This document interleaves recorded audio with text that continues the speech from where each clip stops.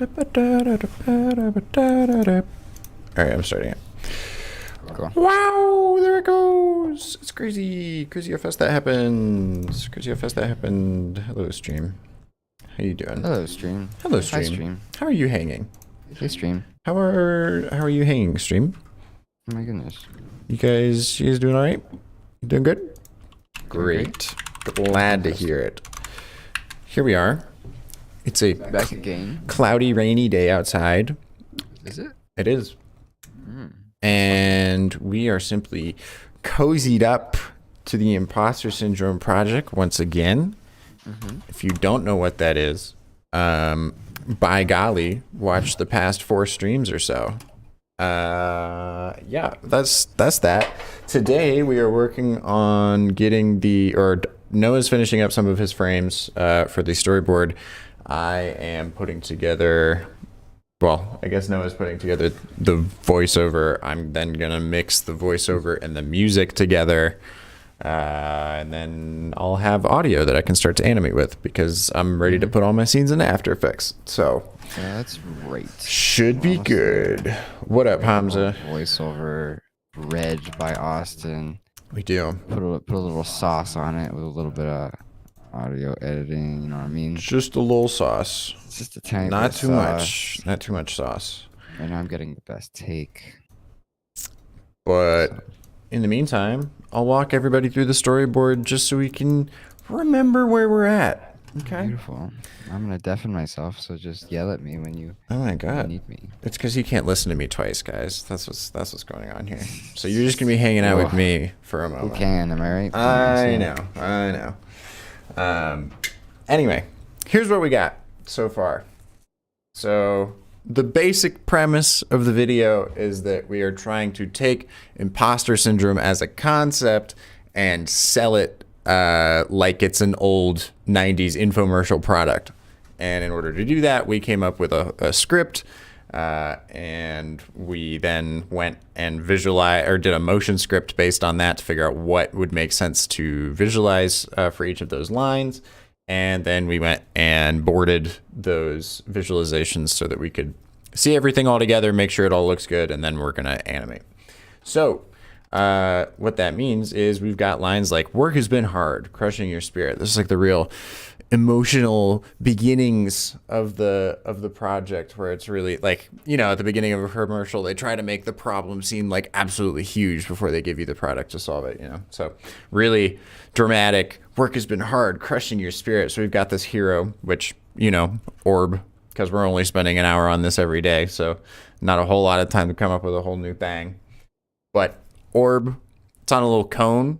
I thought that'd be fun to use for a pillar. And then it's got all these little things up at the top that are starting to like impose on its space and make it kind of squished and stuck, feeling compressed, sort of claustrophobic. Here on platform, pillars all coming towards it, pushing it towards ground. There you go. That's why it's a little squishy. Then the next line is paralyzing you from the very core of your being. So instead of this style, we're going to have it sort of like turn to stone, you know, like Medusa from Greek mythology. You look at Medusa's snakes on her head and then you turn into stone. It's the same sort of vibe here. So we're going to go from this style to this sort of like gradient thing going on here. And we're going to do a faux 3D transition. So we're looking kind of from the side here, and we're going to pan the camera up and then see from a top-down view that like all these pillars have gotten really close and now everything is kind of stuck in place. And then one day they'll find out you're a fraud, which you are, is the next VO line. So what's going to happen there, spotlight turns on overhead. We're going to bring the camera back down. Spotlight turns on overhead to signify the one day they'll find out you're a fraud. Like, what is that? Singling out our hero. And then when it's which you are, it's going to pop up with a little exclamation point up above its head, like a huh sort of moment. And all the pillars are going to sort of release. And then we're going to have type on screen that says, but it's not your fault. In very old infomercial fashion. Wonky looking text. And then introducing your new crutch, imposter syndrome. This is going to be a brand segment, more of like a fake logo infomercial style moment. We don't have that frame yet though, but that's fine. Then we got get up, you lazy bag of bones. We're going to have all these shapes down at the bottom of the screen. These are our bones, our metaphorical bones that we will put in our metaphorical bag. and all these shapes are hanging out on top of each other, and a bag like a net in the sea. You see like net fishing or whatever. You got a big boat, and then they bring this giant net up, and it's got all the fish in it. There's gonna be a net that comes up from the bottom of the screen, and it's gonna bring all these shapes up together. What happened to the greatest generation? Which is just like, kind of a line to throw out. People say that sometimes about like older people here for some reason. Anyway, we're going to be going backwards in a timeline graphic on this one. Then, because we need to get to Rome was built in a day, which is another common saying. Where we've got this kind of abstract Rome vibe going on here by your grandparents. And we're just going to have like stock photos of grandparents and old people on this. And it's, why can't you get it together? We're going to have our little hero up on a platform again. We're going to let people know that that's you right there, Then what are those tears? We're going to have a single giant tear drop from our hero. Because so sad. As Hamza says in the chat, poor circle. Indeed. Then we get to, I designed this part and this beginning bit, but I think this is going to be the funnest thing to animate in the whole video. Side effects. You always got these side effects sections in like pharmaceutical ads that they do here, and they always just run through all of the things really fast, and sometimes it's in a way where it's like they completely gloss over how horrible some of the sound effects sound. It's like, the hair loss, headaches, fever, loss of hearing, death, it's like they just like completely gloss over it. So we're gonna have and it's fun to think about like what medical side effects there would be of a concept like imposter syndrome. So we got side effects may include, and then it's all of the animation is happening with like this frame over top, or slate over top of our hero. So it's like we only have this little window to see into what's actually happening, because all these things are going to move super fast. You'll see when I get the VO. But anyway, hero settles in the center inside of a frame. It's on top of a little pillar. Top border, bottom border, text, side effects. Then it's going to say, getting fired. And our little thing is just going to poof. It's going to light on fire with some kind of like old keyframe-esque, just like snapping back and forth between a couple different poses of this flame. Then it's self-loathing, and our little hero is going to like sort of warp and get all goopy and turn dark. Then we've got a low LinkedIn libido. So we're going to have the eye. This thing's going to turn into the eye and the LinkedIn logo, and it's going to flop over onto the N. And then loss of taste. It's changing into this sort of like kindergarten, preschool style drawing. Then we've got using too many orbs. That's a dig at us, Bunch of orbs are just going to appear in there. Starting a name with a company with a name nobody can pronounce. It's kind of just like the same layout as the homepage on the review website. Dyslexia is like a bunch of different variations of review with the letters switched around. And then noggin bonks is just the hero on a like much wider platform now, just getting like dunked into the ground with a little stick or something. Gonna have a bunch of exclamation points appear.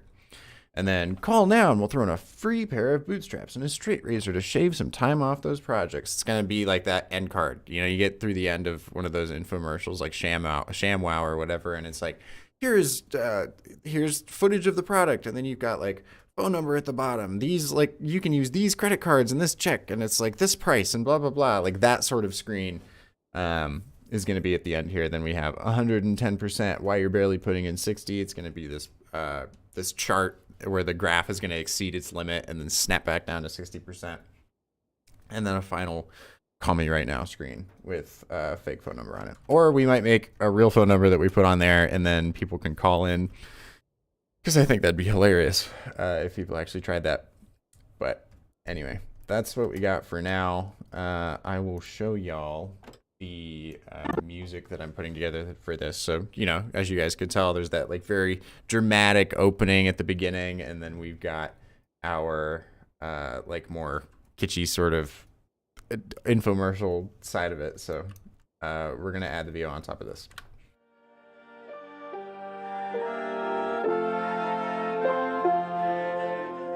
So sad. So sad.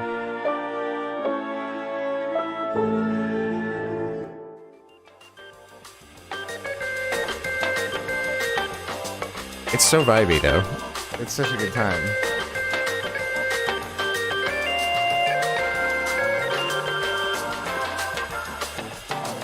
And I need to cut it off somewhere, but I don't know how long the VO is going to end up being yet, so I have to wait to get that to really be able to do a whole lot else here, but it's fine.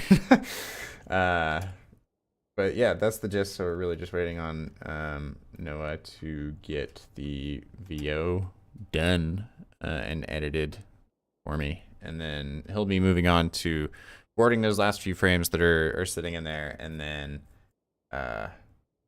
yeah, then I'll be working on audio and then moving everything into After Effects from my Illustrator file, using Overlord, of course.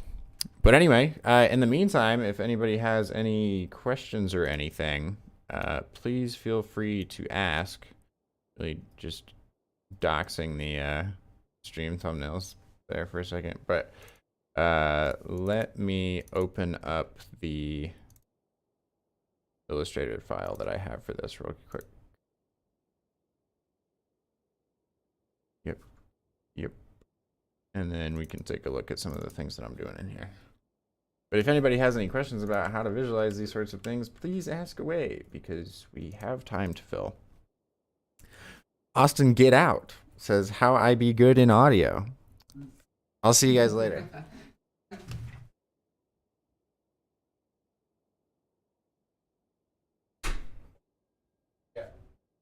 Yeah.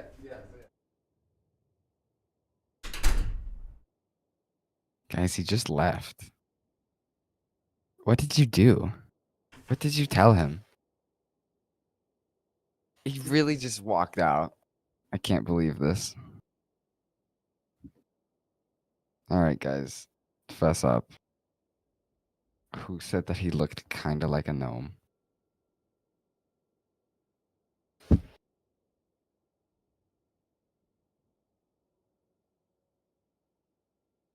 I'm looking at chat right now.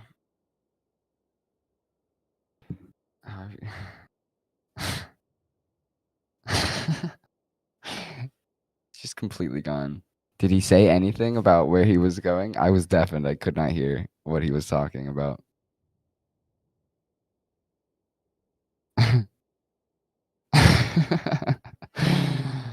Oh, brother. Alrighty. Well, I'm editing the audio right now. We've got some good takes. I'm not gonna lie. It's sounding really good.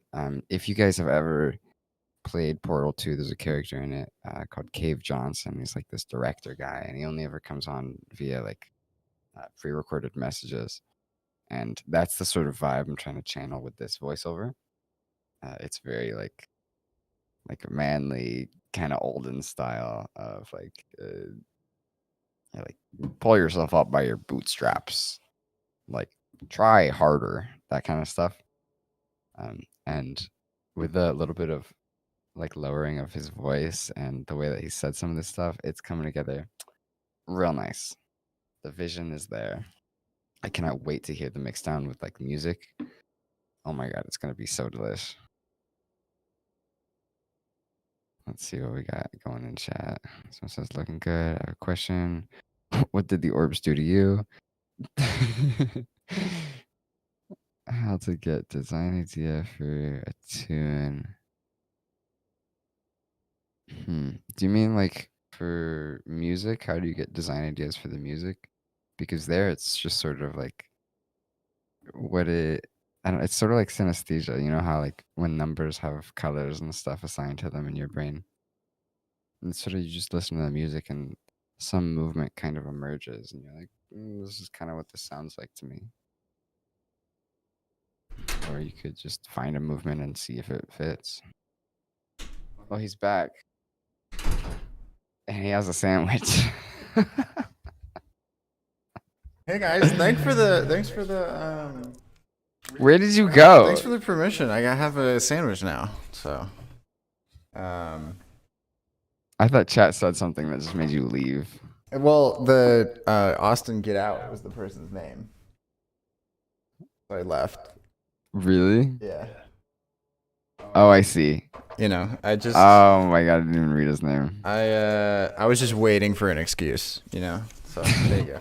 Get you a fucking sandwich. If to Dang. really answer your question, how do I be good in audio? Depends on what it is. Make it sound clear. Usually. All right, back to my audio dungeon. Can't hear you. Okay, bye. I don't know. To be honest, I really don't have a whole lot of experience with audio, so I don't quite have as good of a way to articulate what makes good audio as I do with what makes good design. But Hamza says, I have a question. What did the orbs do to you? Too much, if you ask me. It really did. I did not need this from the orbs. But they also, you know, they were asking for it. Oh no, dude, my biscuit broke. That's terrible. Whatever. All right.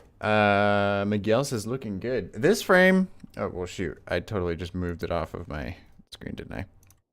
This scene, definitely like my favorite out of the ones that I illustrated. It just is so fun. I don't know. It's like if you took this and made it the entire image, it would fit super, super well as like an old high school textbook, like math textbook or something. But anyway. Manivana says, how to get design ideas for each tune. I don't know. It's one of those things that really just comes with practice. I mean, we say it often, but Noah and I truly do just look a little crazy when we're trying to visualize for projects. We will just sit there with our eyes closed and listen to the audio over and over again. And we've watched enough motion content at this point, or reels or ads or whatever, to where we can sort of visualize the general motion that we want. But that really is the only way that I can do it. I mean, there's probably some other ways too, but that really is the easiest way for me, is to just sit there and listen to the audio over and over and over again. Like I'll pull up the little project that I just did. Hold on. Let me get to my personal drive real quick. The little like bubble guy that I made yesterday. I just went on Artlist to the sound effects section and was like, this one seems fun. And then proceeded to just be like, okay, let's listen to that over and over and over again and just think about how, just like, what are the intricacies of that sound, you know? So you get the initial like a very big pop. And then my original idea was that I'm just going to have like these balls continue bouncing throughout the scene. But I was like, wait, I know I want to have them wiped off at some point, but I didn't realize, because, you know, you hear this. Sounds like somebody cleaning a window really fast to me. I don't know. You just start to relate things with like sounds that you hear normally. And it's like, okay, but how can I visualize that in a more interesting way? Because I'm not much of a traditional or fine artist by any means, so I often have to abstract things out of necessity, or I won't really be able to illustrate them super well. So what I did originally, I'll try and pull up the Illustrator file for this too. What I did originally was make this little like napkin guy, this cloth. I even ended up making or like finding stock footage as reference for some lady wiping her phone screen, because I was like, okay, what does this actually look like when somebody does this? I guess I could have done it myself, but I didn't have a cloth with me or whatever. Anyway, so I was like, all right, I got this cloth. I'm gonna like just have it animate like this, like wiping across the screen or whatever. But it just looked so, because the sound was so fast, it goes, it had to move so like jerkily for it to make any sense, and it didn't match how smooth the rest of the motion was. So instead I was like, all right, what is a way I can abstract wiping these off of the screen? Because that was the sort of vibe I wanted, was like getting to a place where it was a completely clean slate for the object to pop back in. Because at the end of this sound, as you'll hear, there's another little pop in there, which I easily could have removed, but I was like, nope, this gives me an interesting challenge to have to figure out. So I was like, all right, what's a way I can wipe these away? And I just had this sort of thing pop into my head immediately. I was like, 4 bars. I don't know. Like, is there a way we can have like multiple things wiping across at the same time to get rid of them? And then I was like, but wait, that leads to like even more possibilities, because now it's not just like wiping over them. It can actually like interact with the scene. Like when this yellow one pops in here, it like pushes this blue ball out of the way. It like everything got to interact with each other more, and it just, I don't know, I just kept building on that idea. And it was fun. And it really all just came from that sound. I just kept trying to visualize more details until it felt like it was matching each little piece of the sound that I was hearing. Mikey Zappo says, I am a fraud. Yes, you are. Alua Tony says, that was cool. Thank you. Appreciate that. Erblin says, hi RV team, great sessions as always. Will you create a video on how to generate leads and what kind of client projects you work on? Are they social media related, explainer videos, or else? So there's some resources that you can get on that already. If you go to the live section of the channel, you can find a video just literally just tiled, or the thumbnail just says the story. It's like 4 hours long. I mean, it's a commitment a little bit, but that's Noah and I going through the entire history of Revi from May of 2020 up until like a couple months ago. So there's lots of information on there just about how we have generated leads in the past and those sorts of things. But we may or may not have some other options coming up in the future that will be more directly related to that. We might do like a course or something on that, or a workshop. So be on the lookout for that.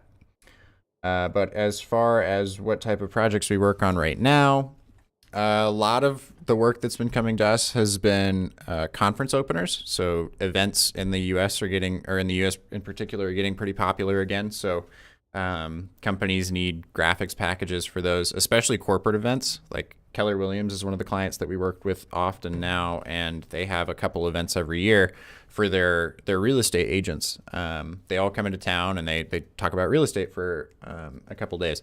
And so for those, they have a different show look each time.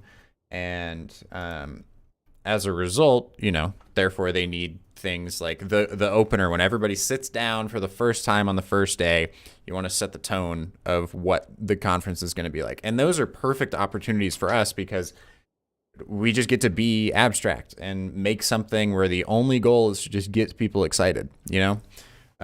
Aside from that, we've done our fair share of explainer videos as well. But the conference opener and like that sort of thing, the event space, is definitely our biggest chunk right now. And aside from that, I mean, it's just all the content that we want to make for the motion community, really. That's been pretty much it. Aside from that, we'll get some, every once in a while, we'll get some Lottie work where they'll want to do some interactive stuff on a website. But those are basically the main things we do at this point, is the conference openers, explainer videos, some Lottie stuff, and just content for social. But I'd say like we've really sort of fallen off the path when it comes to the social stuff. I just made this little squeaky guy thing yesterday because I was feeling that. I was like, I don't know, I just have to post something. And I was glad I did, because I just got to sit here and have fun with it, and there's no expectations, and it was great. Let's see. EX Nor says, is this a personal or professional work? This one was just a personal project yesterday. I'm going to turn the audio down, and I'll just let that sit there and play for a little bit. Maybe even a little bit lower. But that's really all it was, just personal stuff. We have plenty of other projects that we're working on right now. It's just hard to show some of the stuff for it. But I can walk through some of the other things that we're doing. For Keller Williams, anyway, we're able to show what we're doing. Net Story says, hello. What up, Net Story? How you doing? Manivana says, now I get it. Did you take audio from Artlist, or is it edited for the loop? It's just from Artlist. I did add like some reverb to it in Audition, but other than that, it's just straight out of Artlist.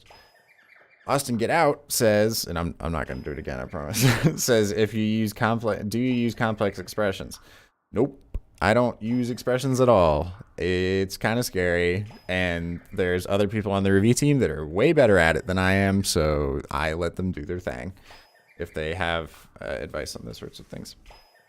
Emily Limer, hope I said that right, says, any advice on how to make text-heavy corporate videos less boring, like software promos, etc.?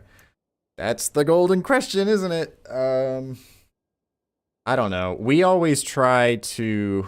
Now, I know you're saying text-heavy, and my answer is kind of just to do the opposite, but what has helped us a lot, and you'd hear it in that story video, is eventually helping our clients transition to being more open to VOs and voiceovers.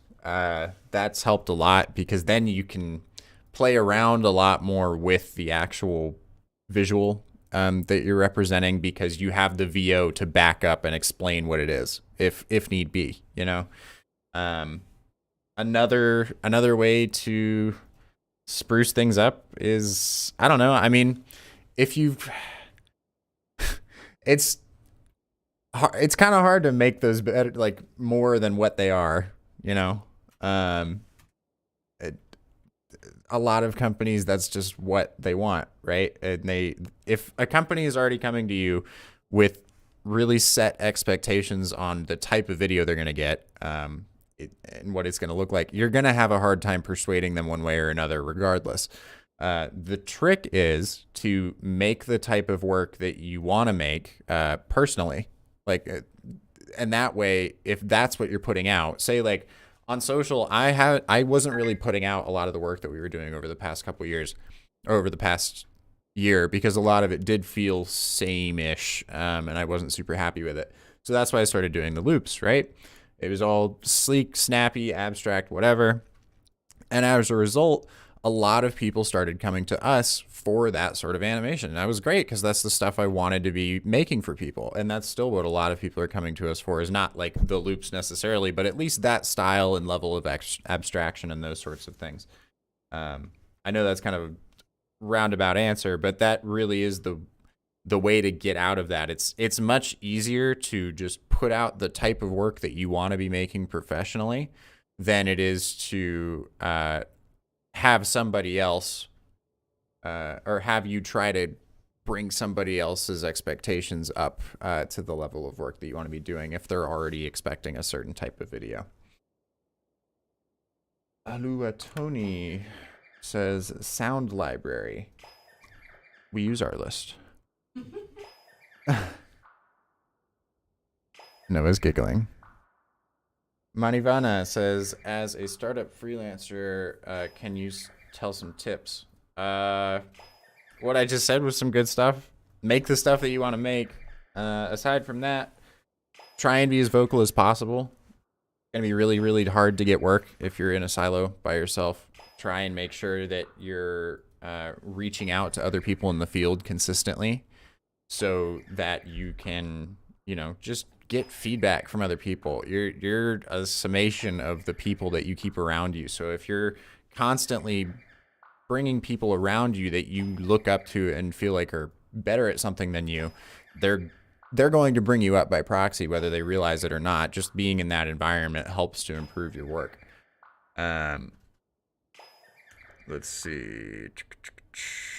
What else? What else would be good advice to give? Reach out to people often. I know I kind of just said that, but I mean that more in like a keep a pulse on the relationships that you have. We haven't been as good about doing that. We're going to be doing some of that today.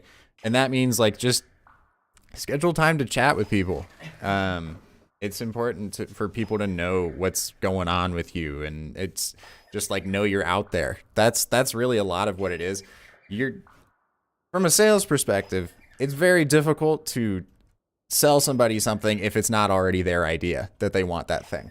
So a lot of the reason that cold outreach doesn't work from emails and those sorts of things is people go into it with the expectation of like, okay, I'm going to send this many emails and therefore I'm going to get this many people responding that get me a sale, you know?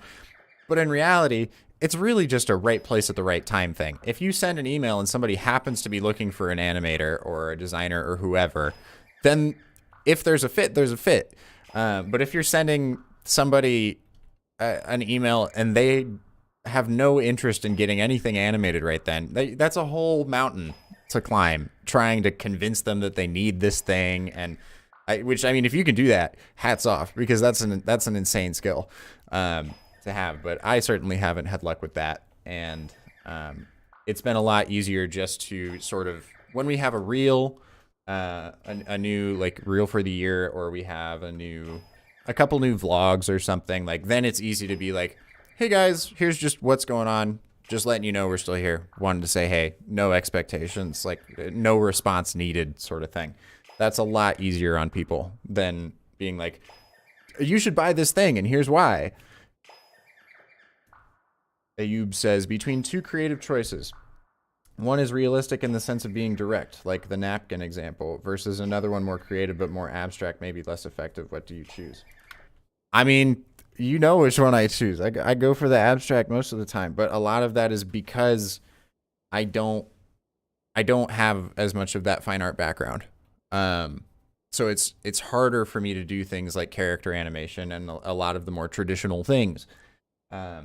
So what I try and sell more, and what Ravi does as a whole with our work, is try to give companies more of a brand awareness pitch than anything else.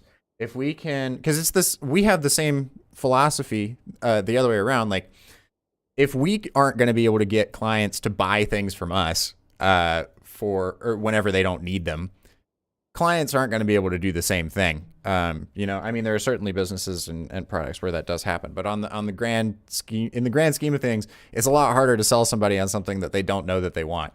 So instead, what we try and do is just give people the best feeling with the motion, and that to me is by making it sleek and snappy and colorful and fun. So that when I always give the tennis ball example, when they're in the market for a tennis ball, if they saw one of our ads a while ago that we made for a company that just made that company seem cool because they would buy an ad like that or they would put out content like that, I would be more likely to go and look at getting something from that company at that point, as opposed to somewhere else that might have had a crappier looking ad, you know? And so to me, that's why I can go more towards the abstract side more often, because it's fun to make things that you can't see every day, you know? Like, this would never happen outside of the screen. This wouldn't happen in real life. It defies the laws of what can exist in the real world, you know? And it's like magic. It's the closest thing to magic that I can produce anyway. So I am going to err more towards that than trying to just represent other things, especially because I feel like a lot of the more literal interpretations of things, like if I'm going to go and illustrate an entire, I don't know, like an animal or something, there are certainly people who can abstract that in an interesting way, and I like that. But if it's just going to be made to look like a tiger or something, I'd rather just have somebody do that in 3D if it's supposed to just look like the thing that it is, you know? Anyway. Akash Sarkar says, my PC specs are AMD Ryzen 3 3200G, 16 gigs of RAM, and NVIDIA 1650 Super. I use 3ds Max, SketchUp, Lumion, V-Ray, but After Effects lags for me. Is there any specific reason? Please help. After Effects is not well optimized. That's the reason. You can have a really, really awesome computer with the top specs and whatever. After Effects is still going to eat up all your RAM, and it's still not going to be a super efficient program. Noah and I just upgraded our computers. Mine was a pretty big upgrade from what I had before. I had something pretty similar to what you do. And it still has generally the same performance issues. It's just somewhat faster. It's really marginal. So sorry. I wish I had a better answer, but it really is just that the program isn't super well optimized. Simon Cupic says, what helped you most when you started animating? Doing it consistently and taking in lots of references. I mean, I say I'm self-taught because I only looked up a tutorial whenever I needed to figure out how to do a specific effect or something that I already had in mind. I wasn't just like going on YouTube and looking up After Effects tutorials and then just trying to do each of them, because And I mean, I know a lot of people do that, but to me, that makes me not very self-reliant or self-sufficient, I guess. Um, if I'm just able to replicate a bunch of stuff that other people have already done, then I'm just playing catch up to those people, you know? But instead, I just wanted to like dream up concepts on my own and just figure out how to animate those. And then along the way, if I needed to figure out like, well, shoot, I want to make a portal, but I don't know how to make a portal, which did happen a couple times. Then I'd look up like portal tutorial for After Effects and like figure out how to try and make that as like an asset to throw in. But I don't know. And then when it comes to like dreaming up those concepts, that was another thing that was super helpful for me was finding real world applications to practice. So, and it was the same thing that helped me with design, where there was this challenge a while ago called the 30 Logos Challenge. You make a logo every day based on a fake brief. And so I'd find similar things for motion design. I'd make stream packages for people. I would make promos for my own design studio I had back then. But consistently making sure that I was just working on something that somebody could pay me for as opposed to just a random effect or something made it so that I got work really fast once I started using After Effects. I did frame by frame for a little while. I guess that probably helped me too, just because I was too stubborn to learn After Effects. It seemed a little too scary to me. But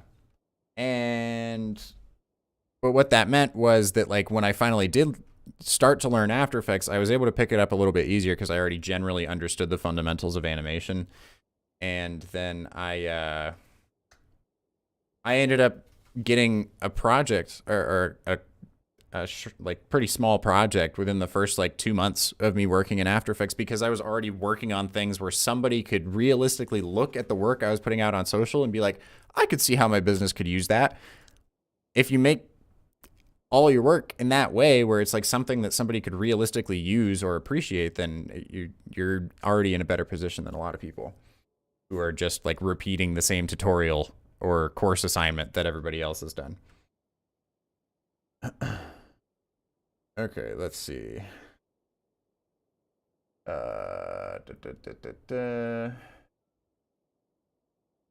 Austin Get Out says motion designer should a motion designer know character animation? If does anyone on your team know character animation? I don't think you have to. I don't. No, it doesn't. Sam has a good amount of character animation knowledge. Some of the well, maybe there's one other person on the team that does. I'm really not sure, but I don't think you have to at all. I think there's whole studios that specialize in character animation for a reason. It's kind of like its own sector. You got to think about it differently than you would for the type of motion that we do. But I don't think you have to know it by any means. But there is a market for it, so definitely a useful skill to have if you're not already getting projects for something else. Lucas says Ryzen 3 isn't powerful enough to push AE in a good performance. Fair. If you're just using shape layers and stuff, though, you could work on a potato and be fine. Your render times will probably be a little long, but it won't be too bad. Akash says YouTube recommended me your channel. Do you use Trapcode Particular, Element 3D, optical flares, etc.? Are you a motion graphics designer? I am a motion graphics designer, yes. But as far as the other things go, no. I don't use any of those. I really don't do a whole lot of 3D. Anything that looks 3D, I just fake it with 2D trickery. Ayub says, I get it from a purely commercial project. I totally agree abstract works, but my question is for non-commercial. Let's say not branding or marketing, like, for example, a 2D scientific explainer for COVID. Well, in that case, I guess it would make sense to not be super abstract, but it also depends on what what you're trying to say about that thing.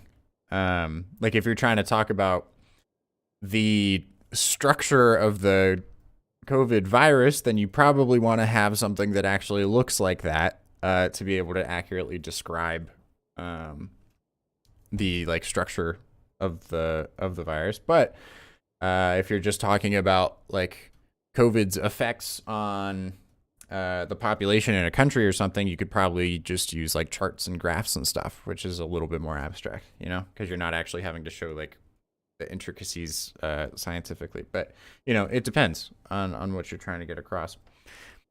LT Digital says, you guys ever going to dive into Cinema 4D? Mseti uses Cinema 4D all the time, which is a reason that I probably won't dive into it because he can already do it. And we just don't really go in search of a lot of 3D work, and we don't have a lot of people coming to us for it. 3D is a whole separate beast. I mean, we were on a call for one of these conference opener projects that we're doing, but they have a 3D studio doing another deliverable for the project, and they have like a whole render farm of their own in their studio, and it still takes forever to render any of the stuff that they're doing. Don't get me wrong, it's really high quality, so that's why, but at the same time, it's just a whole other expensive beast. Akash says, I used After Effects 2014. It works well, but I tried upgrading to 2018 or 2019 version, and its timeline is lagging. Every version has some weird problem. I don't know what is happening to it. I think it's just because they have so much old code still baked into After Effects that when they start adding in new things, it's like, what's happening here? Logan Sink says, these videos are immensely helpful. I am so glad. Kokadik says, your channel got recommended to me, so what's going on here, buddy? Working on a project? Go back to like the beginning of the stream, and I gave a little brief on like the project we're working on. Basically, I'm just waiting for a VO to be done right now. LT Digital says, also halfway through a project, you ever go, man, this sucks and want to start over? Yep, often. Not as much as I used to. But especially when we started expanding the team, it was really difficult to adjust my expectations and learn how to better direct people to get the sort of cohesion that I was looking for, I guess. Anyway, and so in those moments, especially if it's on a project, I've developed sometimes to a fault, a bit too much reliance on being like, well, we don't really have enough time left, so we'll just leave it to the client to give feedback on if they have problems with it. But I think that speaks to like a larger just like change in how I think about motion, or like how I show us to the industry as much. A lot of what I used to focus on was just getting the next client project so that I could do a really, really awesome job on it in order to post that and get more work. And so there was a lot more like stress and like my ego put into it whenever a client would give feedback that I thought was silly, because I'm like, well, shit, now it's like ruining the thing that I'm going to post. So like, I'm going to have to go back and like change this in order to make it work for posting to social and whatever to get more projects. But now with most of our work coming from things that we make for fun or personal projects, or the vlogs or the community, any of that stuff, there's just so much less pressure on like needing it to be exactly how I want it to be. And what that does now is just free me up entirely to be able to focus on, let's just like get this done as efficiently as possible. Like, let's make sure that the client is having a good experience and getting what they want. We're going to do all their feedback. We're going to get it done. It's going to be great.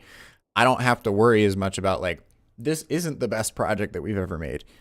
And at a certain point, there's only so much arguing you can do with a client, or like trying to prove your point or whatever, before it's just completely unproductive. It's oftentimes a lot better, in my experience now anyway, to just move on, do what they're asking, try and make the best of it, and then not tie so much ownership to it. Multi says, oh, cool. What a nice recommendation on my start page. No time now, unfortunately, but I leave a sub for later. Have a nice day. Thanks so much. Appreciate you. Jack C. Daniels said, or Dacules, sorry, my bad.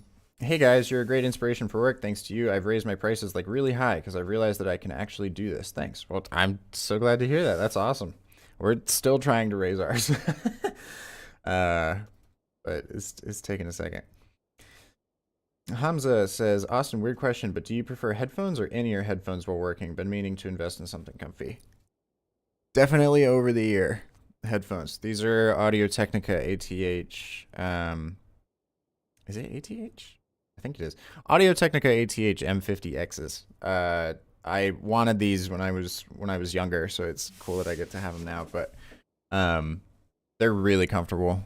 I don't notice them most of the day. It's just a solid pair of headphones.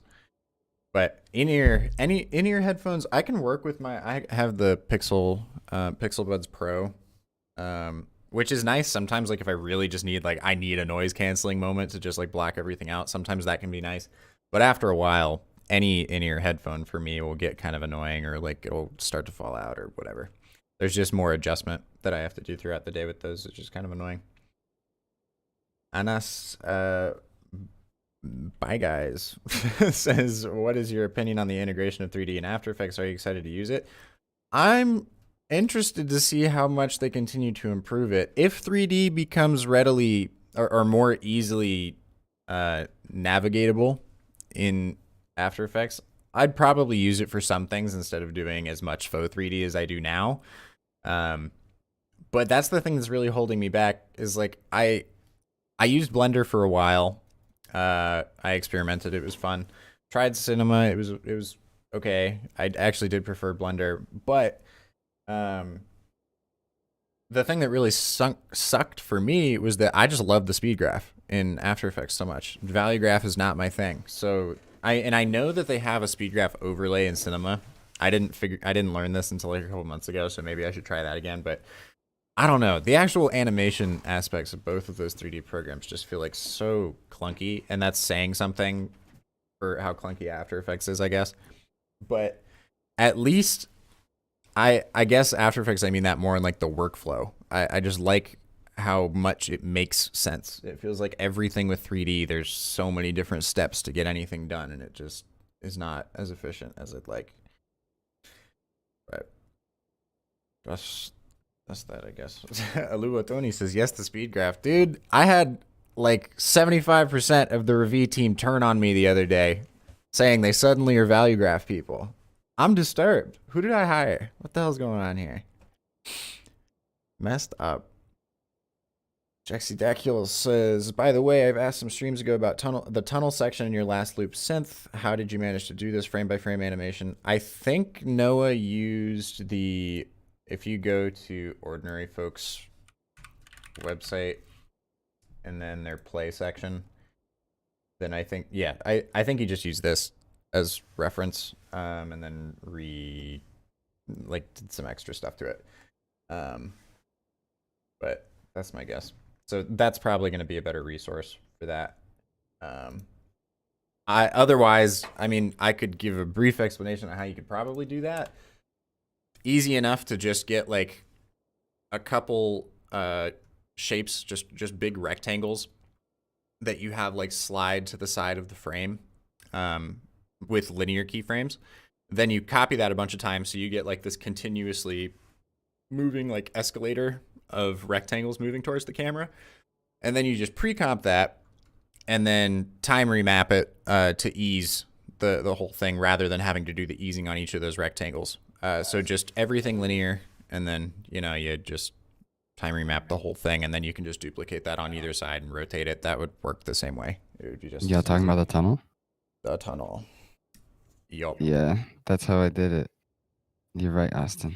Easy. It was just keyframing the rectangle, and I made it bigger, and then I put that in a comp and flipped it. That's all I did. I didn't end up using anything that came from Ordinary Folk. I just used that as a reference. Oh. Because that file was complex, and I was like, I can just do this in a simple way. I don't need this. Well, there you go. Also, I'm done. Great. And it sounds great. Okay, we'll listen to it once, and we probably got to stop the stream. Hamza says, I tried value graph after Ben Marriott basically yelled at me to, and I couldn't fathom it. Never touched it since. I loved the time when Ben came in the stream and I got everybody to turn against him and dunk on him for using value graph. I still feel great about that. Yeah, it's just not my favorite. It's just, it makes you do the calculus if you want to figure out the speed graph. It's annoying. It just go the extra layer deep. I don't know. It just seems silly because I already know how where I want the thing to move or how I want it to rotate or whatever. So all I need to mess with is just how it moves. I just need to mess with the easing of the speed. That's it. Jaxie says, thanks so much. You're the best. Lucas Vitosa says, I was there. We need like an I was there bumper sticker or something for that moment that we can have in the community. That'd be fun. Cool. All right. Let me grab that VO from you. I'm gonna give you a wave. All right.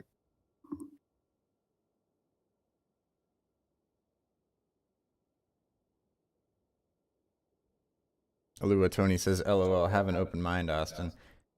Hell no. Value graph out of here. I used it once yesterday. And he's still scarred. It's terrible.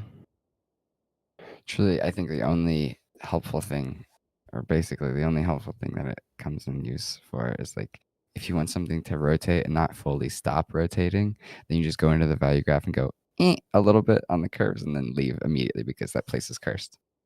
Yeah. It's the Rather same than thing having for to me. drag up two guys It's off the bottom. It's just that. It's just a last resort. And oftentimes now with the speed graph, I can just like for the dragging the points up thing, I'll just right click on them and just change the speed that they're at to make it like a constant whatever, and then I don't even have to touch the value graph. That works too. I think it's more helpful when you don't really know what value you want. You can kind of just visually see like the easing of that. I'm just so machined at this point. But like, Austin is a robot, so I just am a robot. I just know what buttons to push. who's to say? Eric Least says, hi, I am a 16-year-old entrepreneur from the Netherlands and have been running my own company for the past 5 months. My expertise lies in editing. I stumbled upon your stream on my recommended list. I'd love to learn from you. Dude, that was me like 5 years ago. Howdy. Fun.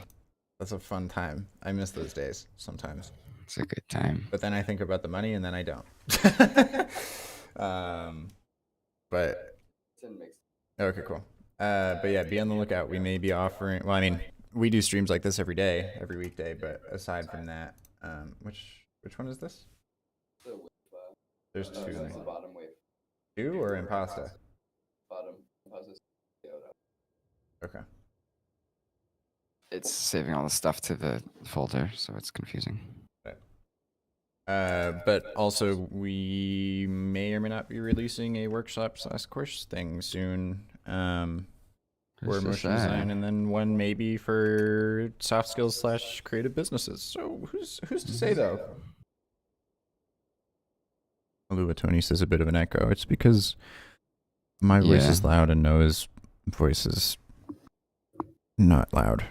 So my mic picks his voice up, despite being a very, very short throw microphone.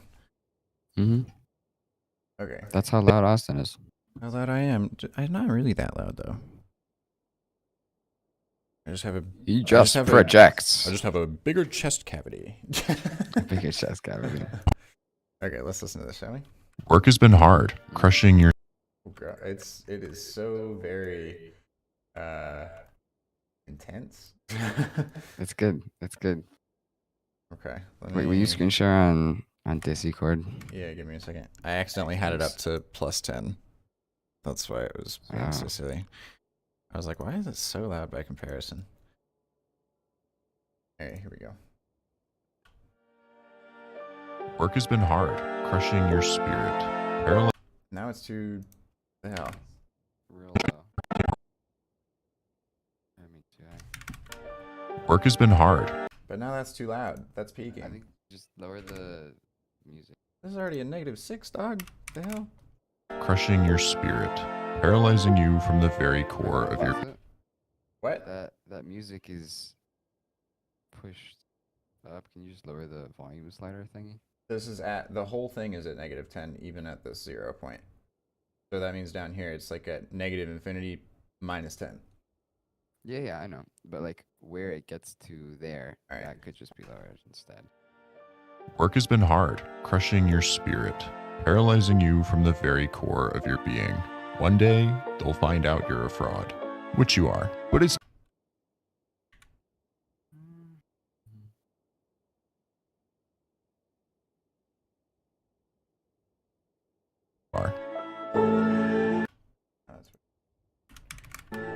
But it's not your fault. Introducing your new crutch. It's gonna need some work off stream. I'm not gonna mess with this right now. We don't have enough time. All right, sorry y'all. Okay, I'll deal with that later. Let's see. I mean, we could just listen to the VO without the music. Give them a little taste. That's true. Come on now. Work has been All right, here you go. Work has been hard, crushing your spirit, paralyzing you from the very core of your being. One day, they'll find out you're a fraud, which you are. But it's not your fault. Introducing your new crutch, imposter syndrome. Get up, you lazy bag of bones. What happened to the greatest generation? Rome was built in a day by your grandparents. Why can't you get it together? What are those tears? Side effects may include getting fired, self-loathing, a low LinkedIn libido, loss of taste, using too many orbs, starting a company with a name nobody can pronounce, dyslexia, and Nagabox. Call now. Call now and we'll throw in a free pair of bootstraps and a straight razor to shave some time off those projects. 110% while you're barely putting in 60. Call me right now, please. Wonderful. Wonderful. Beautiful. Very nice. Yeah. I know what section you left it. Call now. Oh, I forgot you couldn't listen to it. I wasn't screen sharing that. My bad. I thought that might tickle you. I was tickled. I'm glad you liked it. All right, let's see. I'll answer these last few questions and then we gotta go, y'all. All right. All right. Ayub says, I think for most animation, you won't need the value graph, but for rebounds, sometimes overshoots in anticipation, it works better. That's my personal opinion. You can have that opinion. It's okay to be wrong. Oh my god. That is Austin's voice. Yes. Logan Sink says, which microphone do you use? I don't know. I use Voiceover was recorded on this one. AT, the Audio Technica AT 2020 Plus, the USB version. Noah has the Rode Pod mic. We usually use that on the couch for the studio for our client calls and stuff. Yeah, the Rode Pod makes it a little better. And what else? I have a Focusrite mixer, Scarlett. There you go. There's the deets. US Josh says, any audition tutorials you'd recommend? I don't know off the top of my head. I have not watched a whole lot. No, I guess if you need something specific, go look for that something specific. I learned how to make a mono track stereo track today, and you just copy paste the audio file or form into the other track. Whack. So very easy. Manivana Prabhu says, are you playing Overwatch? I was earlier, but now it's just open and sitting down there lonely. Eric Least says, can you tell me what your hourly rate was when you first started? My current rate is $40 an hour. Do you believe that is a fair and competitive rate? Way better than what I was doing. I was charging flat rates for everything, which I still do, but now it works out a lot better for us.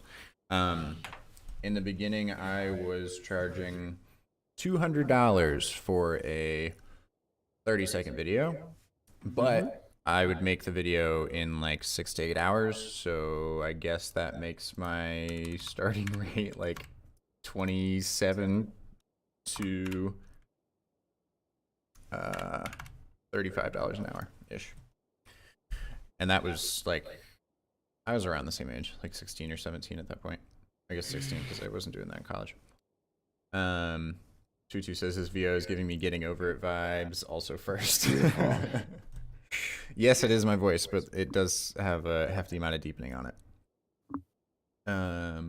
Jaxie says, how long did you learn Illustrator? I started in, well, I guess I used GIMP. It's been years. I used GIMP first for like 2 years. And so I guess it was, I don't know. I've been using Illustrator for like 7 or 8 years at this point. Something like that. We live there. It's our home. I guess. TT says I also have that mic. It's a good one. Okay.